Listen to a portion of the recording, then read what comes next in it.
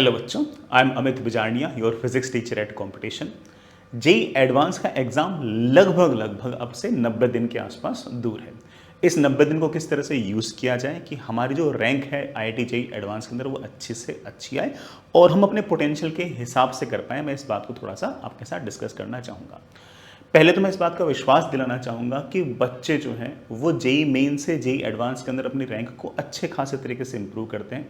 मैंने हर साल ऐसे एग्जाम्पल देखे हैं कि जेई मेन के अंदर उस बच्चे की रैंक आ रखी होती है 20,000, एडवांस में आती है 8,000।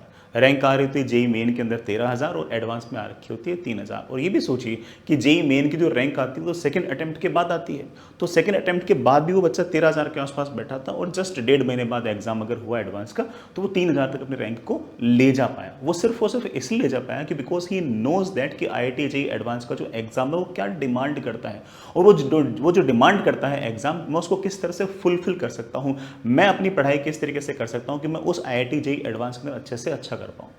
आपके पास काम ही सिर्फ और सिर्फ यह है कि आपके पास जो बचा हुआ समय और बचा हुआ जो रिसोर्सेज है उसको आप बेस्ट एफिशिएंट तरीके से यूज़ करें और अच्छे तरीके से आईआईटी जेई एडवांस का एग्जाम लिखने के काबिल हो जाएं। आईआईटी जेई एडवांस का जो एग्जाम है उसका पैटर्न, उसके स्टाइल, उसकी जो आत्मा है वो जेई मेन के एग्जाम से काफ़ी डिफरेंट है। I will discuss each and everything. पहले मैं हल्का सा एक आपके लिए एनालिसिस लेके आऊँ, तो मैं सिर्फ और सिर्फ फिजिक्स का लेके आऊँ, ठीक है। सबसे पहले जैसा कि आप बड़ा सिलेबस तो जानते ही हो, सिलेबस में इलेक्ट्रोमैग्नेटिज्म के अंदर alternating current, capacitance, current electricity, electrostatics, EMF, EMI और इलेक्ट्रोमैग्नेटिक वेव्स टॉपिक है। जो नए टॉपिक जो लास्ट ईयर से ऐड हुए थे वो ईएम वेव्स स्टार्ट हुआ था। ईएम वेव का लास्ट ईयर एक सवाल भी पूछा गया था, पूरा सवाल ईएम वेव्स का नहीं था, उसमें एक पार्ट ईएम वेव्स का था। और उसी तरह से ईएमआई के अंदर ना डीसी का जो आरएलसी सर्किट था वो लास्ट ईयर ही ऐड किया गया था। बाकी तो बिल्कुल जैसा पिछले कई सालों से सिलेबस चला रहा बिल्कुल वैसा का वैसा ही है। मॉडर्न फिजिक्स के अंदर मॉडर्न फिजिक्स और न्यूक्लियर फिजिक्स यही बेटा दो आपके टॉपिक हैं। सेमीकंडक्टर एडवांस के अंदर ऑफ कोर्स सिलेबस में नहीं है। हीट एंड थर्मोडायनेमिक्स के अंदर calorimetry, thermal expansion, heat transfer, KTG thermodynamics syllabus के अंदर है। काइनेमेटिक्स ऑफ कोर्स बेटा पूरा का पूरा सिलेबस के अंदर है। मैकेनिक्स में centre of mass, circular motion, elasticity, viscosity, fluid, surface tension. Surface tension में स्पेसिफिकली सोप और लिखा उन्होंने कि सोप जो है वो सिलेबस के अंदर है। वैसे आप रफली ऐसा याद कर सकते हो कि जो सोप है या डिटर्जेंट जो है उसका जो यूज़ है वो सरफेस टेंशन को घटाता है, कम करता है। और उसके कारण क्या होता है कि जो पानी होता है ना वो कपड़ों की जो लेयर्स होती हैं उसके अंदर, भाई सरफेस टेंशन के कारण तो क्या होता है कि ना वो पानी होता है ना वो कपड़े की जो एक तरह से जो ग्रिड्स होती हैं उसके अंदर जा नहीं पाता, ऊपर ऐसे लेयर बना के बैठ जाता है। लेकिन डिटर्जेंट बनाने से क्या होता है कि उसकी सरफेस टेंशन घट जाती है और उस कारण से उसके जो लेयर बनाने की जो टेंडेंसी है वो कम हो जाती है और वो जो पानी है वो उन जो कपड़े की जो ग्रिड्स है ना उसके अंदर ऐसे एंटर हो जाता है और उसके कारण वो आराम से कपड़े को साफ कर पाता है। तो वो सोप का जो इतनी सी जो लाइन है मेरे ख्याल से कभी न कभी कोई ना कोई सवाल इस पर पूछ सकते हैं। सोप उन्होंने लास्ट ईयर ही ऐड किया था। अगेन ठीक है, बाकी टॉपिक्स तो आप जानते हो, friction, gravitation, Newton's law, RBT, work, power, energy, सारे के सारे मैकेनिक्स के टॉपिक हैं। ज्योमेट्रिकल ऑप्टिक्स, वेव ऑप्टिक्स बड़ा है सिलेबस में। वेव ऑप्टिक्स के अंदर इन्होंने अगेन लास्ट ईयर जो टॉपिक्स ऐड किए बड़ा वो डिफ्रैक्शन, पोलराइजेशन और जो ब्रूस्टर है, ब्रूस्टर एंगल जो है इन्होंने लास्ट ईयर इंक्लूड किया था। Error and measurement, unit and dimension, vector मतलब मैथमेटिकल टूल जो सिंपल बड़ा वेक्टर्स का एडिशन सब्ट्रैक्शन वो पूछ सकते हैं, उतना टफ नहीं जितना मैथ्स में पूछते हैं। सिंपल हार्मोनिक मोशन में डैम्पिंग और फोर्स्ड ऑसिलेशन जो है वो लास्ट ईयर ही बेटा सिलेबस में ऐड किया गया था। बाकी एसएम बेटा जैसे हर साल पढ़ते हैं वैसा ही है। And sound waves and wave on string ये बेटा आपके सिलेबस के अंदर है। वेटेज की अगर बात करें, वेटेज की बात मैं 2006 के बाद से ही कर रहा हूँ क्योंकि 2006 के बाद से जो पेपर है ना वो ऑब्जेक्टिव होना स्टार्ट हुआ था, उससे पहले पेपर सब्जेक्टिव था। तो क्या इसका वेटेज रहा है? सबसे ज़्यादा जो वेटेज रहा है वो ऑफ कोर्स इलेक्ट्रोमैग्नेटिज्म का रहा है, रहना भी चाहिए, सबसे ज़्यादा नंबर ऑफ टॉपिक्स इसी के हैं। लगभग इतना ही वेटेज मैकेनिक्स का है। तो आप ऐसा कह सकते हो कि पेपर का आधे से ज़्यादा जो हिस्सा है वो मैकेनिक्स और इलेक्ट्रोडायनेमिक्स है। लेकिन अगर वैसे अगर देखें तो इनमें चैप्टर्स की संख्या भी ज़्यादा है, ठीक है। तो कहने के लिए ऐसा बोल सकते हैं कि हाँ 50% से ज़्यादा है, लेकिन अगर हम पढ़ने जाएंगे तो 50% ज़्यादा समय तक हम इनको इन टॉपिक्स को पढ़ते भी तो नहीं, ठीक। उसके बाद में जो बेटा सबसे ज़्यादा जो वेटेज आएगा वो आपका मॉडर्न फिजिक्स का आएगा। उसके बाद आपके पास हीट एंड थर्मो और ऑप्टिक्स जो है लगभग बराबर सा ही वेटेज रखते हैं। अगर हम पर कैपिटा अगर देखें कि भाई समय कितना दिया उसके हिसाब से वेटेज अगर देखें तो मुझे ऐसा लगता है कि ना ऑप्टिक्स का वेटेज अच्छा खासा रहता है, क्योंकि ना दो ही तो टॉपिक हैं फिर भी वेटेज जो है अच्छा खासा 10% के आसपास है। और रिलेटिवली मुझे ऐसा लगता है कि मैकेनिक्स वगैरह के मुकाबले मॉडर्न फिजिक्स के और ऑप्टिक्स के सवाल थोड़े से रिलेटिवली जेई एडवांस में आसान होते हैं। उसके बाद बेटा वेव्स, फिर बाद में बेटा यूनिट एंड मेजरमेंट्स जो है उसका 6% के आसपास, और काइनेमेटिक्स जो है लगभग 2% के आसपास वेटेज रफली रहता है। हर साल बेटा जो वेटेज है उसमें हल्का फुल्का ऊंच नीच तो हो ही सकती है। अचानक से मान लो कि काइनेमेटिक्स के 2 सवाल आ गए, काइनेमेटिक्स से 2 सवाल आते हैं, ऑफकोर्स काइनेमेटिक्स का वेटेज अच्छा खासा इंक्रीज हो जाएगा। बट यहाँ पर मैंने वेटेज लिख तो दिया, लेकिन आप इस बात को समझ सकते हो कि जेई एडवांस का जो सवाल होता है वो मिक्स्ड कॉन्सेप्ट का होता है। मतलब कोई बच्चा ऐसे कहता है कि अच्छा सर काइनेमेटिक्स तो सर 2% ही मैं कम पढ़ के चला हूँ, सर मेरा काम बन जाएगा। ऑफ कोर्स नहीं बनेगा। जो मैकेनिक्स का सवाल है IIT जेई एडवांस का, या फिर जो इलेक्ट्रोडायनेमिक्स का अच्छा खासा सवाल है, उसके अंदर भी अच्छी खासी काइनेमेटिक्स की आवश्यकता पड़ती है। अगर मान लो कि इलेक्ट्रोडायनेमिक्स का बहुत ही बढ़िया कॉम्प्रिहेंशन पूछ लिया जिसके अंदर पार्टिकल के पास वेलोसिटी दे रखी है और इलेक्ट्रिक फील्ड और मैग्नेटिक फील्ड दे रखी है, और वो जो पार्टिकल है वो साइक्लॉइड के अलोंग इस तरह से लगातार मूव कर रहा है, तो जो साइक्लॉइड के अलोंग जो मूव कर रहा है उसका पाथ कैसा होगा, उसकी ट्रेजेक्ट्री कैसे होगा, उसका रेडियस ऑफ कर्वेचर कैसा होगा, उसकी इक्वेशन ऑफ ट्रेजेक्ट्री कैसे होगी, वो सारी की सारी चीजें लिखने के लिए आपको काइनेमेटिक्स तो आनी चाहिए, आपको बाकी न्यूटन्स लॉज ऑफ मोशन भी आना चाहिए, सारी बातें आनी चाहिए। उसके बिना आपसे वो सवाल बनेगा ही नहीं। तो यहां पर जो मैंने वेटेज लिखा ना कि यार ये वाला इस चैप्टर का इतना वेटेज है, इस चैप्टर का इतना वेटेज है, वो तो इस हिसाब से लिख दिया कि हाँ भाई ये वाला जो सवाल है ये प्राइमरली इस चैप्टर का है, अदरवाइज एडवांस के सवालों के अंदर मिक्स्ड कॉन्सेप्ट्स तो होते ही हैं। तो मैं कभी भी ये नहीं कहूंगा कि हाँ ये वाला टॉपिक छोड़ के चलाओ तुम्हारा काम बन जाएगा, ठीक है, मैं ये तो बिल्कुल कभी नहीं कहूंगा। हाँ ये जरूर मुझे ऐसा लगता है कि मॉडर्न फिजिक्स और ऑप्टिक्स टॉपिक ऐसे हैं जो बाकी पर बहुत ज़्यादा इतने मतलब डिपेंड नहीं करते। तो मॉडर्न फिजिक्स और ऑप्टिक्स कभी नहीं छोड़ना चाहिए। कम समय के अंदर ज़्यादा नंबर इन टॉपिक से आते हैं तो वो कभी नहीं छोड़ना चाहिए। ऐसे मुझे थोड़ा बहुत हीट भी लगता है कि हीट भी इंडिपेंडेंटली किया जा सकता है। इन सालों के अंदर मतलब बेटा इन पिछले 19 सालों के अंदर ऑप्टिक्स के 64 क्वेश्चंस, इलेक्ट्रोस्टैटिक्स के 60 क्वेश्चंस, आरबीडी के 57 क्वेश्चंस, ईएमएफ के मतलब जो मैग्नेटिज्म वाला जो चैप्टर है उसके 47 क्वेश्चंस, मॉडर्न फिजिक्स के 44 क्वेश्चंस, केटीजे एंड थर्मोडायनामिक्स के 47 questions, fluid and surface tension के 44 क्वेश्चंस, न्यूक्लियर फिजिक्स के 35 क्वेश्चंस। अब जरा इस बात को देखो कि मॉडर्न फिजिक्स के 44 और न्यूक्लियर फिजिक्स के 35 क्वेश्चंस, ये लगभग 80 के आसपास सवाल हो गए। और हर बच्चे जिसने जेईई मेन की पढ़ाई कर रखी है उसको भी इस बात का आइडिया है कि ये दोनों टॉपिक रिलेटिवली बाकी टॉपिक्स के मुकाबले करने आसान है, कम समय में होते हैं और इनमें गलतियां काफ़ी कम होती हैं और कॉन्सेप्ट बहुत ज़्यादा संख्या में ऐसे है नहीं, ठीक है, इनके अंदर कॉन्सेप्ट बहुत ज़्यादा संख्या में ऐसे है नहीं, तो रिलेटिवली ऑफ कोर्स इनको करना थोड़ा सा आसान तो मुझे लगता है। इसी तरह से करंट इलेक्ट्रिसिटी वेटेज देखो बड़ा 30 सवाल पूछ रखे और करंट अगेन बहुत ज़्यादा बाकी चैप्टर्स पर इतना डिपेंड नहीं करता। हल्का फुल्का किसी को अगर इलेक्ट्रो आता हो ना, पोटेंशियल पता हो क्या होता है, तब भी वो करंट इलेक्ट्रिसिटी पढ़ सकता हो, उससे खास ऐसी दिक्कत नहीं आती। उसके बाद बड़ा sound waves 28 questions, error and measurement 27 questions, जिसके अंदर वो वर्नियर कैलिपर के, स्क्रू गेज के, इनके अच्छे सवाल पूछ लेते हैं, बढ़िया सवाल पूछ लेते हैं। और कई बार है ना बेटा एरर के ऊपर भी सवाल आ ही जाता है कि मैक्सिमम एरर वगैरह कितनी होगी, ठीक है। Next is heat transfer 23 question, centre of mass 19 question, EMI 23 question, simple harmonic motion 22 question, capacitance 21 question और ग्रेविटेशन 19 क्वेश्चन। ये मैंने इस पेज पे लिखे, अगले पेज में और आऊंगा।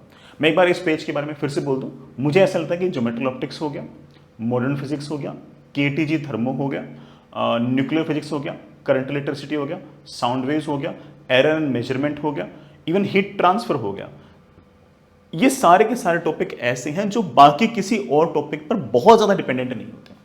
अब सिंपल हार्मोनिक मोशन का सवाल तो तभी आ पाएगा ना जब पूरी मैकेनिक्स आती होगी, वरना सिंपल हार्मोनिक मोशन का सवाल ही नहीं बनता है, ठीक है। फ्लूइड मैकेनिक्स के लिए अगेन मैकेनिक्स का एक ठीक ठाक आइडिया होना चाहिए तब जाके सवाल बनता है, लेकिन सरफेस टेंशन का सवाल जो है ना वो तो मेरे ख्याल से कोई बहुत हाई फाई मैकेनिक्स ना आती हो तब भी काम चल जाता है। तो कुछ टॉपिक्स ऐसे हैं जो बाकी टॉपिक्स पर बहुत ज़्यादा इतने निर्भर नहीं है, उनकी मैंने आपको संख्या बता दी कौन से हैं, तो उन पर फोकस थोड़ा सा आप बाकी के मुकाबले ज़्यादा रख सकते हो। ऑल तो मैं कहूँगा कि हमेशा ही जो बच्चा जेईई के लिए बहुत ही सीरियस है ना उसको सारे टॉपिक्स से करके जाने चाहिए और खासतौर से एडवांस में तो कुछ नहीं छोड़ना चाहिए, क्योंकि टॉपिक्स तो मिक्स्ड कॉन्सेप्ट पे आते रहते हैं। लास्ट ईयर बड़ा EM वेव्स पे एक सवाल पूछा था, हालांकि मैं फिर से बोलता हूँ उसमें ठीक है EM वेव्स तो पूरा सवाल EM वेव्स का ही था, ठीक। अल्टरनेटिंग करंट के बेटा 13 क्वेश्चंस, UND के 13 क्वेश्चंस, वर्क पावर एनर्जी बेटा 12 questions, circular motion 10 questions, wave optics again 14 questions. Wave optics again किसी बच्चे को अगर सिर्फ और सिर्फ path difference, constructive interference, destructive interference अगर आता हो तो बड़े आराम से वेव ऑप्टिक्स पढ़ सकता है, कोई दिक्कत नहीं आएगी। हालांकि मैंने पढ़ाते वक्त ध्यान रखा कि मैं ये मान के चलूँ कि किसी को पहले से कंस्ट्रक्टिव डिस्ट्रक्टिव नहीं आता, तो मैंने स्टार्टिंग ऐसे ही किया ना, ठीक। तो कोई बच्चा अगर इंडिपेंडेंट लेकर वेव ऑप्टिक्स पढ़ना चाहे बिल्कुल पढ़ सकता है। String wave 11 questions, elasticity viscosity 10 questions, Newton law of motion 10 सवाल, projectile 9 questions, friction 6 questions, rectilinear motion 5 सवाल, रिलेटिव 4 सवाल, कैलोरीमेट्री थर्मल एक्सपेंशन 3 सवाल और मैथमेटिकल टूल या वेक्टर्स के बेटा 2 सवाल पूछे। ये जो वेक्टर के बेटा 2 सवाल हैं ये ऑफ कोर्स उतने टफ नहीं होते जितने मैथमेटिक्स के सवाल टफ होते हैं, बिल्कुल ऐसे सिंपल एडिशन सब्ट्रैक्शन वाले टाइप के ही सवाल होते हैं, कोई बहुत ऐसे हाई फाई बात नहीं होती। अब अगली चीज आती है कि यार इनमें से कितने सवाल इजी हैं, कितने सवाल मॉडरेट हैं, कितने टफ हैं। हालांकि कोई सवाल इजी है या मॉडरेट है या टफ है ये बहुत ही सब्जेक्टिव चीज़ है। किसी इंसान के लिए कोई सवाल टफ हो सकता है, किसी इंसान के लिए कोई सवाल आसान हो सकता है। तो ये जो इजी मॉडरेट टफ है ये मेरी मार्किंग है कि मतलब मेरे को कौन सा आसान लगा, मेरे को कौन सा टफ लगा, उसके हिसाब से मुझे ऐसा लगता है कि ये जितने सवाल थे, ये जो लगभग मेरे ख्याल से 750 के आसपास सवाल थे, इसमें से 27% क्वेश्चन जो है 197 क्वेश्चन जो है वो आसान थे। अब मैं यहां से बताने की कोशिश कर रहा हूं कि अगर 27% सवाल अगर आसान थे और अगर आप जेई का कट ऑफ अगर देखो तो इतना ही तो रहता है। जेई का जो स्टेटेड कट ऑफ है बेटा वही मेरे ख्याल से 35% के आसपास रहता है और हर साल जब जेई एडवांस का एग्जाम खत्म होता है तो हर साल वो कट ऑफ को नीचे ले आते हैं, है ना। एक साल तो वो कट ऑफ को नीचे लेके 25% पे लेके आए थे, एक बार वो 17% पे लेके आए थे। तो जरा सोचो इस बात को कि अगर जेई का कट ऑफ अगर 25% अगर आ रहा है और पेपर के अंदर 27% सवाल अगर आसान आ रहा है, तो कोई बच्चे की अगर मान लो एग्जाम स्किल्स अच्छी है, उसे सवाल छांटने आते हैं, तो वो अगर आसान सवाल छांट कर भी अगर करे तब भी वो कट ऑफ को क्लियर कर सकता है। ऑल्दो जो बच्चा इजी सवाल कर रहा है, इजी सवाल छांट के कर पा रहा है, उसके पास इतना दिमाग तो होगा कि वो मॉडरेट में से कुछ ना कुछ सवाल तो करेगा, ऐसा नहीं मॉडरेट के सारे सवाल छोड़ देगा। बट मैं ये बताना चाह रहा हूँ कि पेपर के 1/4 से ज़्यादा हिस्सा जो है वो अभी भी आसान सवालों के साथ ही होगा। मैं बार बार इस पॉइंट पे स्ट्रेस दे रहा हूँ, सारा पेपर एग्जैक्टली सेम स्पेक्ट्रम का नहीं होता। ऐसा नहीं कि फिजिक्स में 36 सवाल पूछे कि 36 के 36 टफ हो गए, ऐसा नहीं है। उस 36 में से मान के चलो कि 9 से 10 के आसपास जो सवाल होंगे ना वो आपके आसान होंगे। अब आपकी ये मोरल रेस्पॉन्सिबिलिटी बनती है कि आपको आपके टीचर्स ने इतनी मेहनत से पढ़ाया, है ना, आपने भी खुद 2 साल मेहनत की, 3 साल मेहनत की, तो आपकी इतनी जिम्मेदारी बनती है कि आप उन 36 सवालों में से कोई ना जो 10 आसान सवाल है आप उनको छांट पाओ कि ये आसान है और उनको सही सही कर दो। उसके बाद पेपर स्टार्ट होता है, उनको सही करना तो कंपल्सरी है, उसके बाद पेपर स्टार्ट होता है।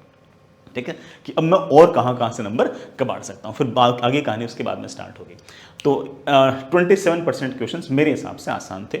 सबसे ज़्यादा और सबसे इंपॉर्टेंट बेटा आपके मॉडरेट क्वेश्चंस हैं। ये जो मॉडरेट वाले जो सवाल हैं ये सबसे ज़्यादा इंपॉर्टेंट है। जो आप जेईई एडवांस की पढ़ाई कर रहे हो वो कर ही इसलिए रहे हो कि इस मॉडरेट जो क्वेश्चंस हैं उसमें से आप ज़्यादा से ज़्यादा नंबर एक्सट्रैक्ट कर पाओ।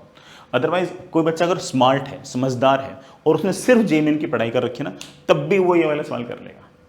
स्मार्ट है, सवाल छांटने आते हैं उसको, उसकी एग्जाम स्किल्स अच्छी हैं, तब भी वो 27% सवाल तो सही कर लेगा। लेकिन जो आप एडवांस की पढ़ाई कर रहे हो वो इनके लिए नहीं कर रहे हो, आप इनके लिए कर रहे हो कि यार मैं किसी तरीके से ना ये वाले जो सवाल है ना इसमें से मैं कुछ सवाल निकाल लूँ। 56% के आसपास जो सवाल है बेटा वो मान के चलो कि आपके पास वो मॉडरेट के अंदर आएंगे। मॉडरेट का मतलब ये है कि सवाल लेंदी हो सकते हैं, 2 या 3 कॉन्सेप्ट मिक्स्ड हो सकते हैं।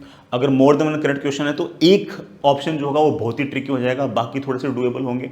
सवाल में कुछ ना कुछ पेंच होगा, लेकिन आपने सारे की सारी चीज़ों तो पहले से पढ़ रखी है, उनसे काफ़ी हद तक वो चीज़ें रिलेटेड हैं। और मैथमेटिकल कैलकुलेशन कोई बहुत ही एग्जॉर्बिडेंटली टफ नहीं है। इस तरह के सवाल सारे सारे आप मॉडरेट मान सकते हो। तो दीज आर डुएबल क्वेश्चन।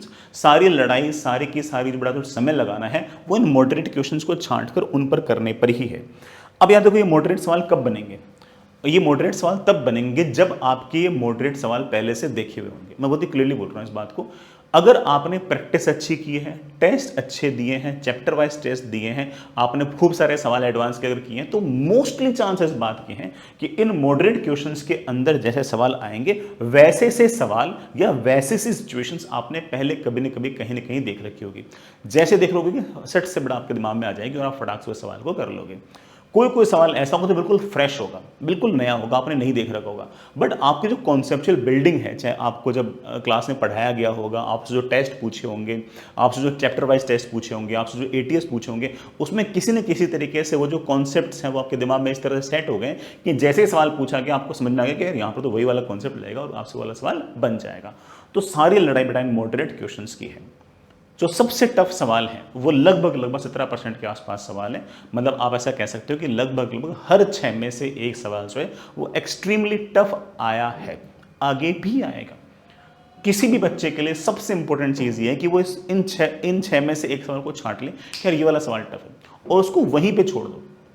इन सवालों को वहीं पे छोड़ दो। जब तक आप मॉडरेट के सारे सवाल कंप्लीट ना कर लो पेपर के अंदर, तब तक आपको टफ क्वेश्चन पे नहीं जाना। भाई ऐसा तो है नहीं ना कि टफ वाला सवाल जो है वो 10 नंबर का है और मॉडरेट वाला जो है वो 5 नंबर का है, या फिर इजी वाला 3 नंबर का है। सवाल तो सारे बराबर नंबर के हैं भाई। वैसे कर देखो तो सारे मोर देन 1 करेक्ट बराबर नंबर के होंगे।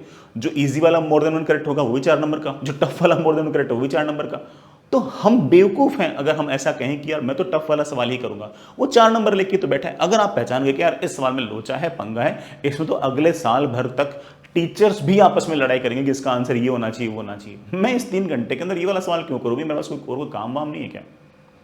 जिस सवाल के लिए आपको पढ़ाने वाले मास्टर जिनके पास काम सिर्फ और सिर्फ एक ही सब्जेक्ट पढ़ाने का है, वो भी पिछले 15-20 साल से, वो लोग भी साल भर तक उस सवाल पर लड़ रहे होते हैं कि इसका आंसर ये आएगा वो आएगा। आप ये चाहते हो कि आप वही वाला सवाल 3 घंटे में कर लो, 3 घंटे के अंदर वो मतलब बाकी सारे सवाल सब वाला सवाल भी कर लो। क्यों भाई, क्या जरूरत है, आगे बढ़ो। तो ये वाला सवाल पर सिर्फ तभी आना होता है जब आप सारा का सारा पेपर कंप्लीट कर चुके हो। अदरवाइज इतना अगर कर दिया है तो आप मान के चलो कि आप बड़े आराम से ऊपर की इवन 100-200 रैंक के आसपास पहुंच जाओगे। इन दोनों का सम देख लो बेटा तुम एक बार, है ना। लगभग 83% तो यही हो गया। 83% पर तो टॉप 100 रैंक आ जाती है। तो अगर ये वाले सवाल अगर छोड़ देते हो तो इससे कोई खास इतना फर्क नहीं पड़ता। बस आपको छांटना आना चाहिए कि यार ये वाले सवाल एक्सट्रीमली टफ है, I have to avoid that. Next is मैं एक कुछ बातें और डिस्कस करना चाहूँगा। जैसे ना सारे के सारे बच्चों को लेट से के अपन ना 2 बच्चों के अंदर डिवाइड कर देते हैं। एक तो वो बच्चा कि जो बड़ा जेई मेन की पढ़ाई कर रहा है सेकंड अटेम्प्ट पे, वो सेकंड अटेम्प्ट की पढ़ाई करता रहे मस्ती से, और सेकंड अटेम्प्ट अगर अच्छा चला जाए तो उसके बाद जाके वो एडवांस के बारे में सोचे। लेकिन जो एडवांस के बारे में सोच रहे हैं उसमें भी 2 बच्चे हैं।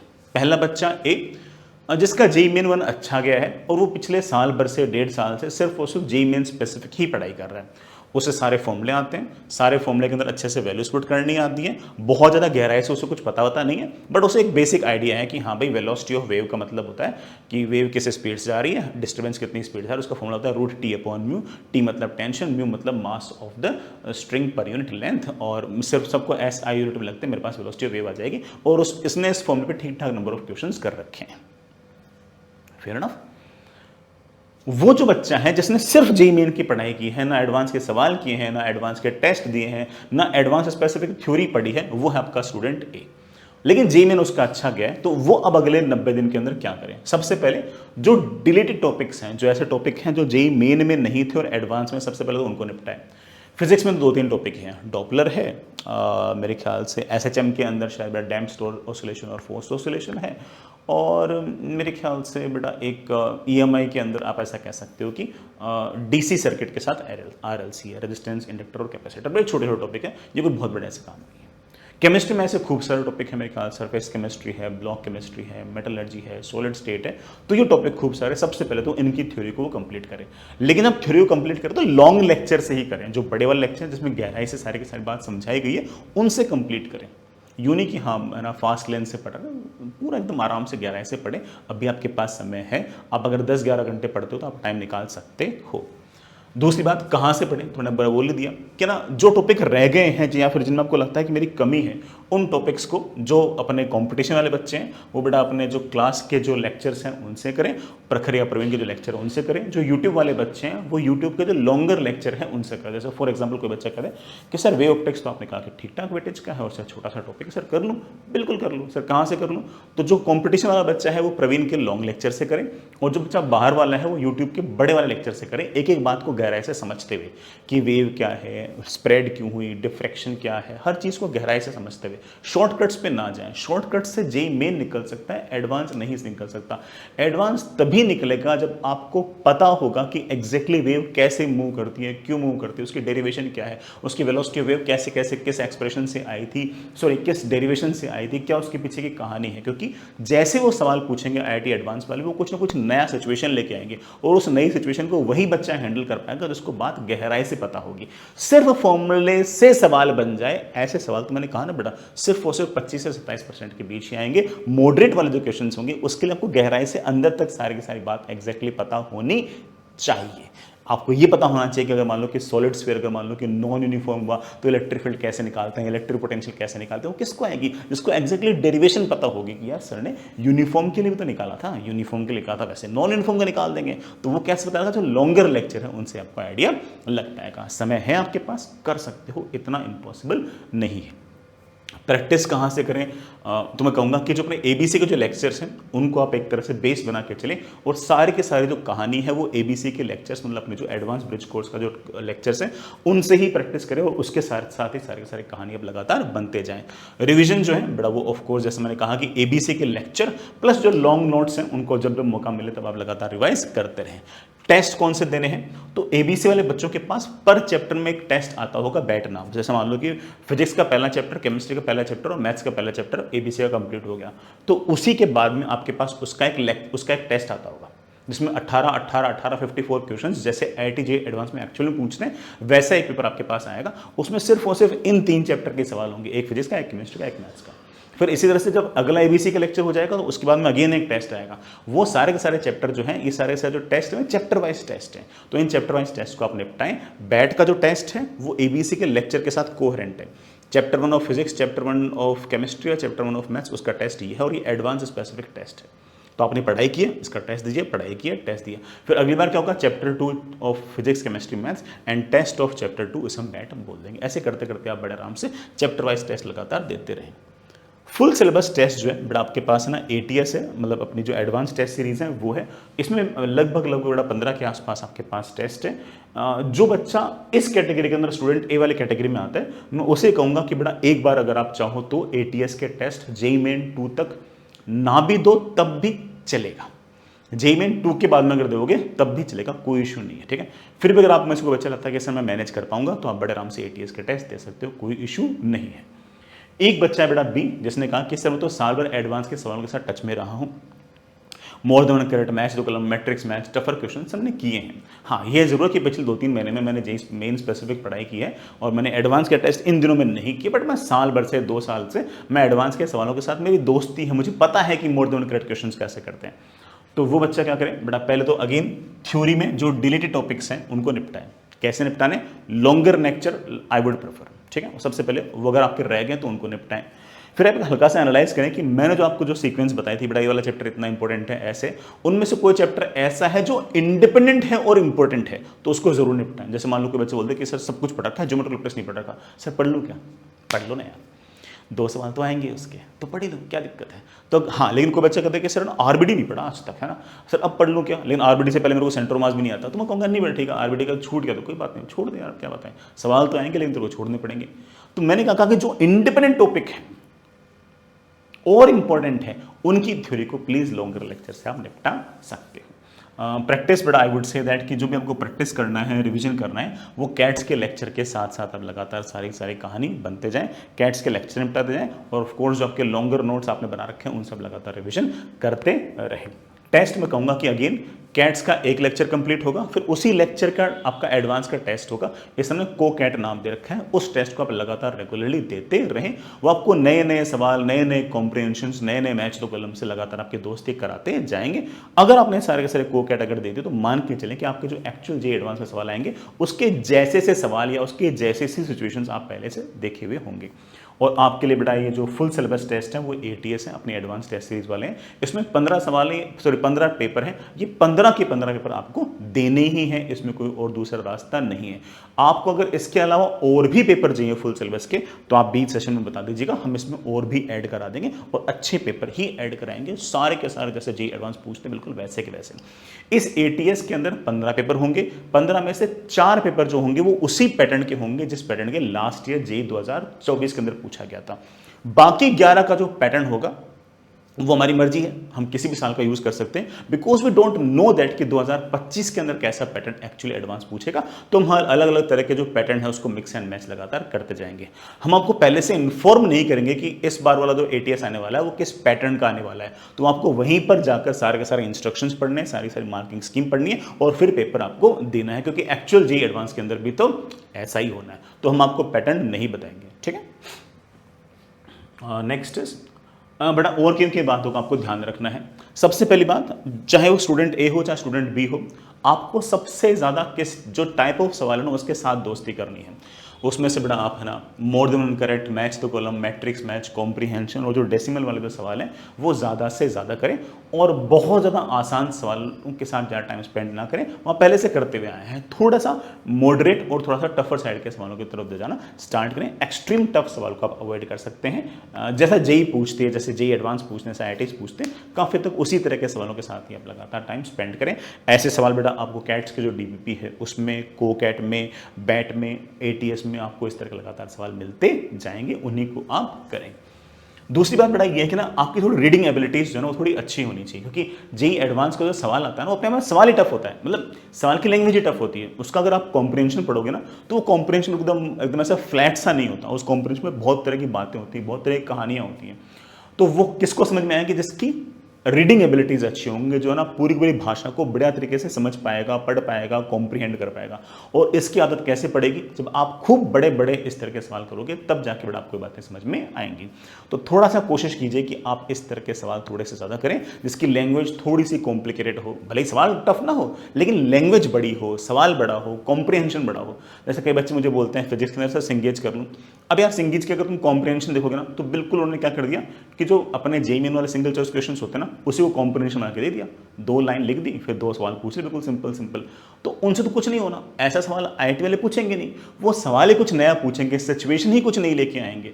और वहां पर अगर आपको वो वाली सिचुएशन अगर फेस करनी है तो पहले से ही आपकी आदत होनी चाहिए कि आप उस तरह के सवाल, उस तरह के सिचुएशन को पहले से फेस कर रखे हो। तो comprehension more than one correct थोड़े से ऐसे करें जिनकी लैंग्वेज बड़ी हो, थोड़ा सा उनके अंदर पेचीदगी थोड़ी सी ज्यादा हो। और जैसे आप प्रैक्टिस करोगे इस तरह को, किस तरह के सवालों को फेस करना आप धीरे धीरे सीख जाओगे। पेशेंटली लगातार आप ट्राई करें।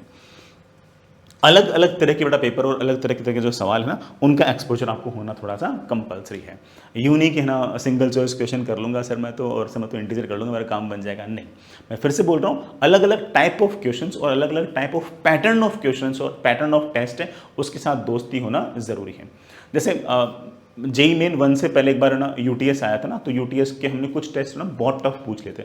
तो मुझे किसी बच्चे ने ऐसा कह दिया कि सर ना जेईई मेन तो इतना टफ नहीं पूछती। तब भी मैंने उसको यही रिप्लाई किया था, उन बच्चों को यही रिप्लाई किया था कि वी डोंट नो कि जेईई मेन क्या पूछेगा। हमें सीरियसली नहीं पता कि जेईई मेन वाले, NT वाले क्या पूछने वाले हैं। हम तो क्या कर सकते हैं कि वो जो पूछ सकते हैं उस सारे के सारे स्पेक्ट्रम को हम भी कवर कर लें, उससे ज़्यादा स्पेक्ट्रम हम कवर कर लें कि बच्चा जब एग्जाम देने जाए तो उसको ऐसा लगे कि हाँ ऐसा एग्जाम कंपटीशन वाले लोग मेरा ले चुके हैं और उसमें मैंने ऐसा ऐसा परफॉर्म किया था, या फिर उस तरह के एग्जाम में मेरे को ऐसा ऐसा परफॉर्म करना चाहिए, इस तरह से मेरे को बिहेव करना चाहिए, इस तरह सवाल छांटने चाहिए, तो मेरा काम बन जाता है। तो हम ऐसा कर सकते हैं कि IIT JEE एडवांस के अंदर भी इस साल कैसा पैटर्न आएगा, किस तरह के सवाल आएंगे मुझे नहीं पता, but what we could do कि हम आपको ऐसा एक्सपोजर दें कि आप जैसा भी पेपर आए आपको लगेगा हाँ ये मैंने देख रखे हैं, इस तरह के सिचुएशन मैंने देख रखी है, इस तरह के सवाल, इस तरह के टाइप ऑफ सवाल मैंने पहले से देख रखे हैं। और ये कैसे आएंगे?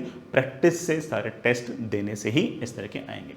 दिन में कम से कम बेटा 2 बार 3-3 घंटे लगातार बैठकर सवाल करें। उस 3 घंटे के अंदर रफली आप 50 के आसपास सवाल एडवांस लेवल के लेके चले और कोशिश करें कि उन 50 में से आप ज़्यादा से ज़्यादा सवालों को सॉल्व कर पाएँ। 50 में से लेट से कि आपने 40 सवाल सॉल्व कर लिए, सबसे लास्ट में चेक कीजिए कि इन 40 सवालों में से कितनों के आंसर आपके सही है। लेट से कि आपके उसमें से 40 में से 30 सवालों के आंसर आपके सही है, तो उनको हटा दिया। 10 सवाल तो आपसे छूट गए थे, 10 सवाल आपने गलत कर दिए। इन सवालों को एक बार वापस से ट्राई कीजिए, फिर से ट्राई कीजिए। इन 20 सवाल में हो सकता है कि आपके 5 सवाल अब वापस से बन जाएं। अब आपके पास 15 सवाल ऐसे और बचे जो अभी भी सोल्व नहीं हुए, इनके फटाफट टेक्स्ट सॉल्यूशन देखिए और उसके बाद इनको वापस से सोल्व कीजिए। और उसके बाद में हर सवाल के आगे लिख लीजिए कि आपको क्या नहीं आता था जिसके कारण आपसे वाला सवाल नहीं बना। उस कारण को लिखिए। वो कारण अगर कॉन्सेप्चुअल है तो उसको वैसे लिखिए, अगर बड़ा वो कारण कोई सिली मिस्टेक, कैलकुलेशन मिस्टेक है तो उसको भी आप एक्नॉलेज करके उसको वहाँ पर लिखें। ऐसे करते करते धीरे धीरे हम लगातार आगे बढ़ते चले जाएंगे। मैंने अपनी तरफ से मैं जितना सोच के आया था कि मैं आपसे बात करूंगा, मैं शायद उससे ज़्यादा बोल गया। फिर भी कोई मेरे से कोई बात छूट गई हो, रह गई हो, तो बड़ा आप कमेंट बॉक्स में लिखना, I will try to reply. कोई ऐसा पॉइंट हो जिसमें मुझे आपसे बात करनी होगी तो मैं उसमें आपके लिए वीडियो बना के भेज दूंगा। All the best, bye.